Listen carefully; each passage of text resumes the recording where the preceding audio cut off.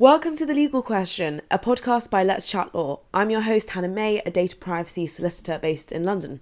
And I'm your host, Gabrielle, a pupil barrister based in Leeds. In this episode, we're going to talk about where do you even start in terms of your law school journey and your legal career. We'll then explain our experiences and what we did and what we believe you should actually do. And then we'll also be answering a not so silly question from the Let's Chat Law community. In case you haven't already heard of us, Let's Chat Law provides a safe space for honest conversations about law and also aims to provide a space for aspiring and junior lawyers to ask not so silly questions about their legal careers. Since 2020, we've organised online and in-person events for aspiring lawyers to chat about different career paths, application tips, and also improve their commercial awareness. We're now a community interest company, which is very exciting, and this year we are launching our website and of course our podcast. If you want to learn more about our journeys and why we founded Let's Chat Law, you should listen to the first episode of this podcast series, which is out now. So, Gabby, you went straight to law school at the age of 18, 19. When you started your first year of university, where do you even start in terms of like applications and, you know, getting work experience? Yeah, I think it's difficult. So I started law school at Northumbria University at 18. I went straight into it, straight from college, and then carried on throughout university, did the bar course, and then went straight into work. I think that when in first year, there's this misconception that, you know, it doesn't really matter, you can all just have a laugh. And to an extent, that is the case. You know, your grades don't count to your overall grade for university. So in reality, it technically does not matter.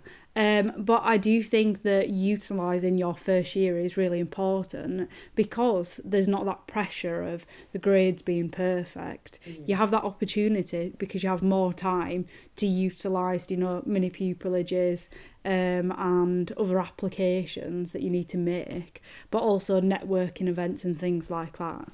I would, if you are a first year law student or even listening to this beyond first year, second, third, fourth year, I think the main point that I would recommend is making sure you have like a LinkedIn account, having the basics set up, so then you're able to network with people and network with professionals, and utilising different, you know, social media networks to gain connections. I think that's really important for first year, but also making them applications for the next couple of years. So for example, I don't know if it's the same with yourself, Hannah, but in mini pupilages you have to apply beforehand, and there's only certain dates that you can apply for mini pupilages, and that might be, you might not get a mini pupilage for a year's time.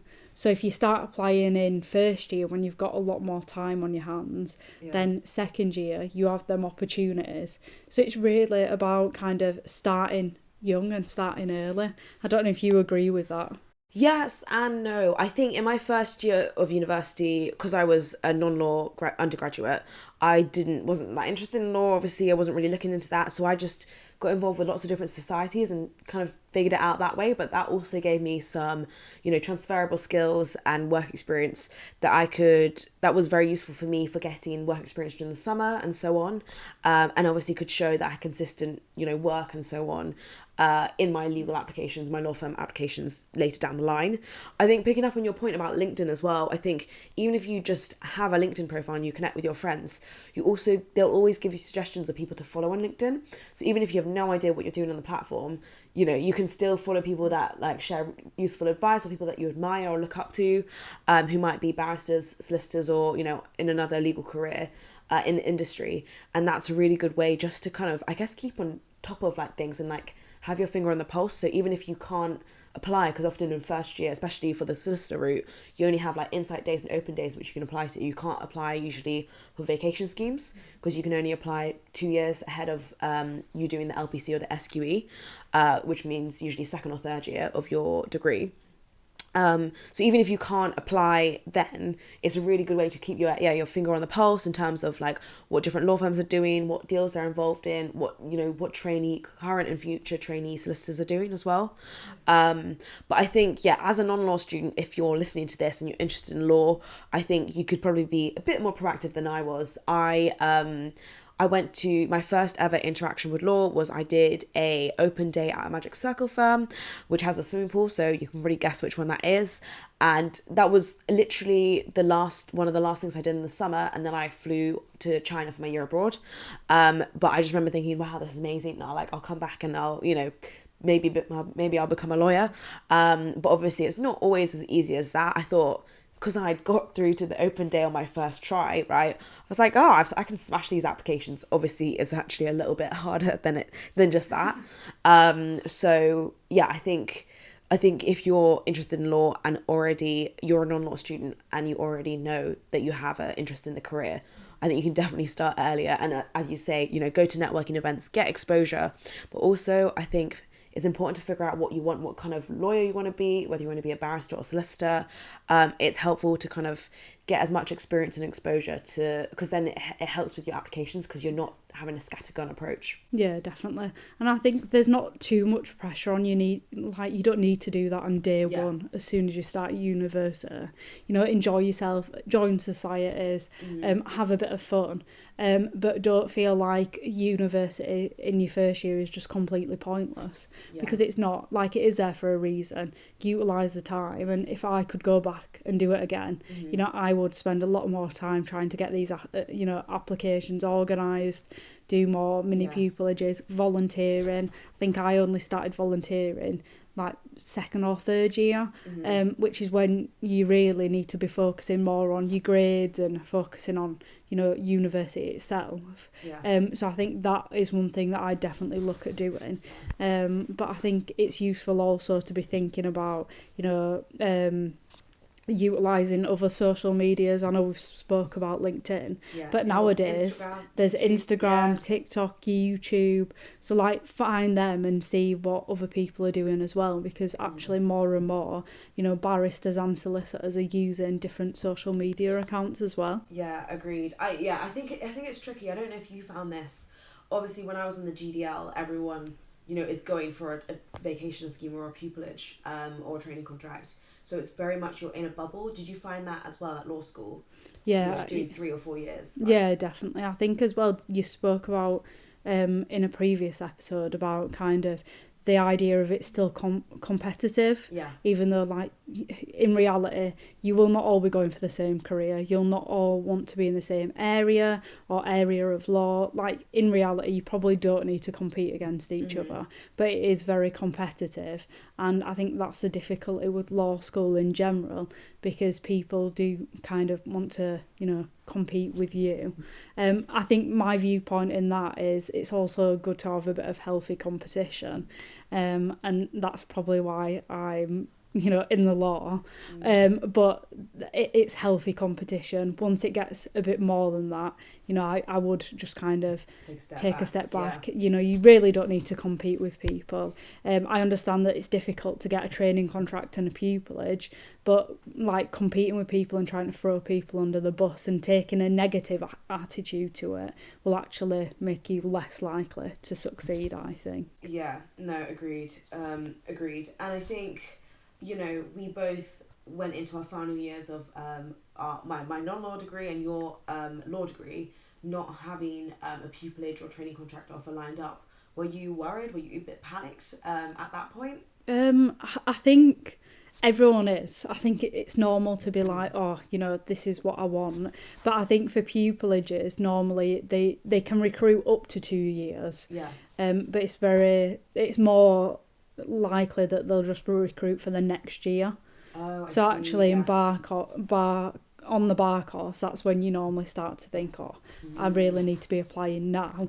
I think you mentioned worried, and I don't think I was necessarily worried because I know how difficult it is to get a pupillage. So I wouldn't expect it to come on my first try. I applied 2 years in a row, and got it on my second try, which I'm obviously Amazing. very grateful for. How many did you get? Yes, so I got 5 offers, which I was very lucky and fortunate to get. You know, and the important part of it is, you know, rejection's really important, I think. I was rejected by multiple chambers my first try, and that has made me a better candidate my second try, and made me, you know, consider what skills I want and what skills I wanted to get in. I do think rejection is important for everyone, and some people will be listening to this and they might have been rejected recently, but actually, you know, there is a saying, rejection is redirection, and I think that is true. Like it does kind of turn you around and make you think, right, what can I do better? How can I improve? My recommendations for that is always ask for feedback, find opportunities to get feedback from other people, and do them additional things that you think will make your application stronger.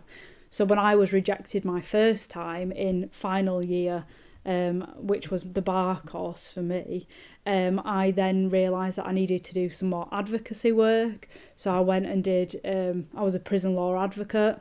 I got used to speaking in front of people, and it made me feel a lot more confident. And then my interview technique completely changed. You know, I practiced a lot more and I became a better interviewee. Candidate. Yeah.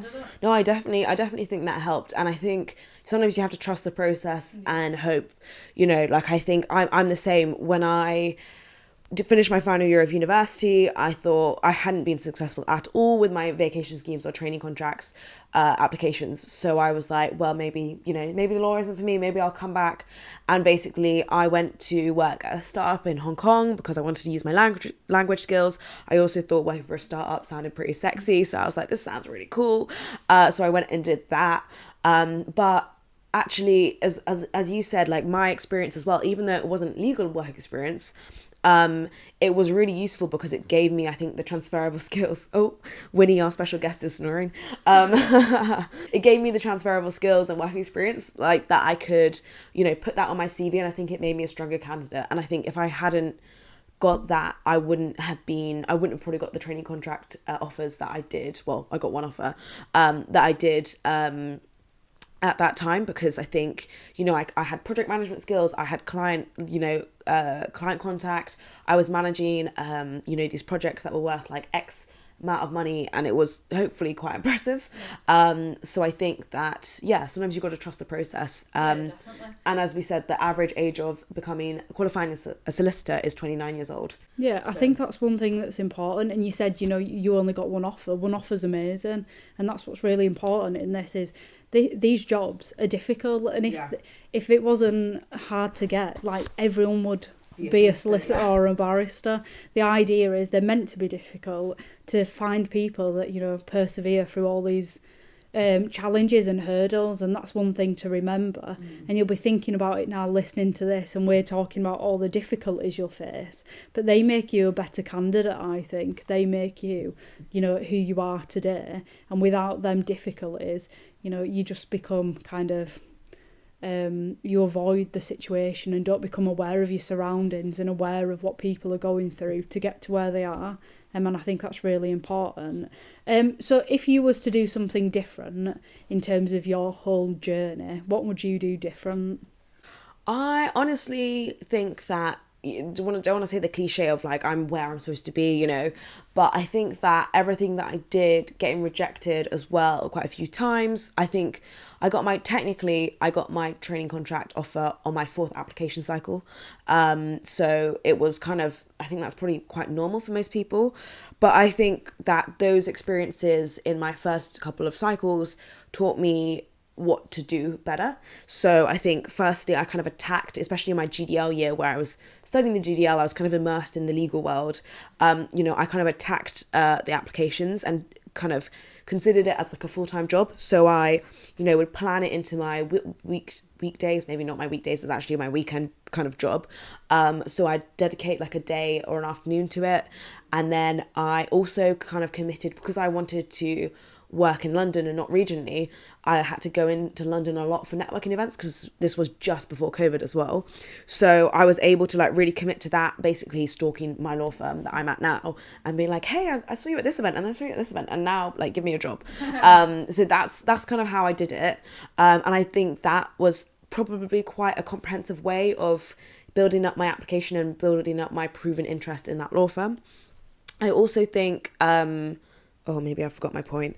I was going to say, I also think as well, probably what I would have told myself when I was a little bit younger in my first couple of application cycles is that the scattergun approach is useful for like the first time, but after that you've got to really be strict on your criteria, whatever that is to you. It can be very personal. For solicitors it's often like, are they international, what practice areas do they have, what type of training contract, how many trainees, maybe remuneration, etc. But you have to really be strict with that, because if you're not strict with that, it's very hard to answer the question of why law, why this law firm, or why what other law firms are you applying to, like which of our competitors are you applying to? So I think, being able to, I think it's very fair that for most like law students and junior lawyers to take the scattergun approach in their first year. But after that, you should really hopefully be getting an idea of like what kind of law firms you are attracted to, or that sounds like dating, but that are your type on paper. Because once you get through the process of like the open days and interviews and assessment centres, you will get a feel for that law firm or the types of law firms you want to work in. And is it normal for them to ask, like, are you applying to any of our competitors? Yeah, I think so. Sometimes they do ask that question. Do they ask that for chambers? Occasionally, I think they ask, like, are you interviewing at the moment? Like, what sets are you interviewing at? Or how many interviews are you currently being offered? And I think that's always really difficult, because you're like, oh, I don't want to seem like I'm, interviewing at a lot of places, but I also don't want to seem like no one else wants me. Yeah, exactly. And also, I think, law firms and chambers, they know that you're going to be interviewing and applying for other law firms, other competitors. Yeah. But obviously, if you're only going, if you're at a national law firm interview and, you can only list like other Magic Circle firms that you've applied to, then there's obviously some kind of gap there, and you're probably either not meant for that firm or you're not meant for the Magic Circle firms. Like, there's got to be some kind of a common denominator between those law firms. And also as well, I think we'll touch on it in, the applications episode of the podcast.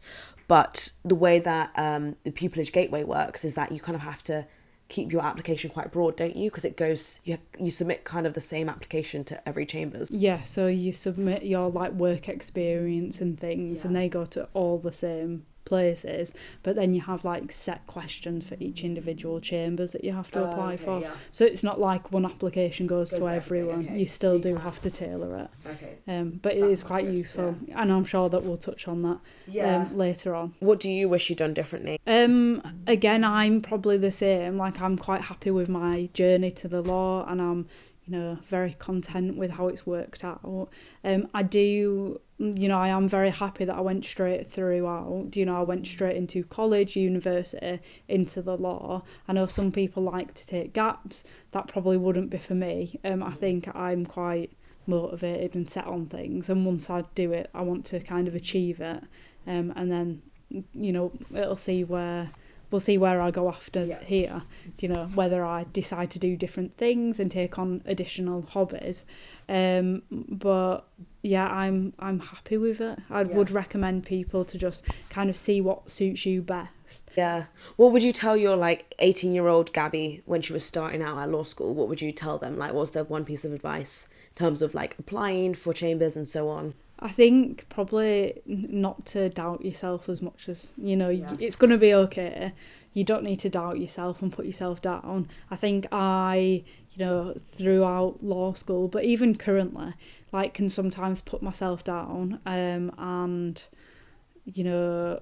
potentially the self-doubt creeps in, and imposter syndrome, is real. And I think I'd like to tell my little self that, everything's going to be okay, and you don't need to put yourself down to get where you want to be. You don't need to when you meet smart professional people that are probably very posh and not like you do not need to make a comment and say, oh, I'm not posh. Yeah. You know, you just remind yourself that you deserve to be in that room as well. Exactly. Yeah, I see at that table. And what would you tell your 18-year-old self? 18-year-old self. I think something similar to you, but also to have a plan. I mean, I think if my family are listening to this, they'll be laughing at me because apparently I always have a plan. But I think, you know, treating it like it's a job and like, you know, allocating time to it, like it's another module or a course, because I think that otherwise it can become all consuming and you need to kind of have a professional distance to it and not always take it so personally. I think if you can treat it like a job, schedule it in as and when, it doesn't kind of suck your life away in a sense, because I think especially in law school it can be, you can just be in a goldfish bowl of like, oh, everyone has a training contract, I don't, what's wrong with me kind of thing. And I think you just need to kind of treat it as a job or a hobby or something like that, and you know, take breaks when necessary as well. Yeah, definitely. So now we're moving on to the silly question segment of the podcast, which is included in the spirit of Let's Chat Law, where we want to offer a space for aspiring and junior lawyers to be able to ask any questions whatsoever. No such thing as a silly question is what we believe. So today we're answering a question from someone in the Let's Chat Law community, and they've asked, should I request to connect with everyone I meet at networking events? What do you think, Gabby? I think yes. I think if you've connected with them at the networking event, you know, keep that relationship going and try to build on that relationship. You know, you make foundations, and then gradually as you connect with them and speak to them, then they will remember you and then foundations will continue to grow. I think if you are going to connect with them, you know, personalise your message. Don't just connect with them and say, and don't send a message, because I think sometimes it can be difficult for professionals to remember, you know, where they've met you, you know, what event you attended, and potentially tailor it to, it was lovely to speak to you about X, Y, and Z. I think that kind of makes you stand out from the rest of them, because in general, you know, a lot of people will connect with professionals after an event. So I think if you want to stand out, that's what I would recommend. I'm a big person for LinkedIn. I really do recommend it. I think it's a good opportunity, and I do think that people should be utilising LinkedIn to build them, you know, digital relationships and build your network. And I think it's efficient because you're not having to constantly see people, but you remind them. You know, when you like their post or you post something, it reminds others and your connections who you are, and to kind of build that relationship further. So I do think LinkedIn, definitely have it, make sure you utilise it, but do it in the right ways. Please don't just connect with 10 people and not send a message and you don't know them, because it becomes a bit like, you know, like a game where you just send out all connections and hope for the best. Am I going to age myself here when I talk about Facebook and how I think when we were younger, you have Facebook, right? Yes. Yeah. But when we were younger, we used to do the thing where you'd be like, oh, I need to get like 600 Facebook friends or something.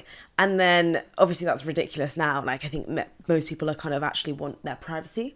But I guess when Facebook was a new thing, everyone was like, oh, I need to have like as many friends and connect with every single person. And I think for LinkedIn, it's actually the opposite of, it's a similar mindset to early Facebook, where you do want to have as many connections as possible, because obviously that's how it works, that's how you improve your network. But obviously you want to make sure they're quality connections and they're people that you could actually message and say, hey, I see that you used to work at this company, or you know this person, I'm trying to get an introduction, could you introduce me?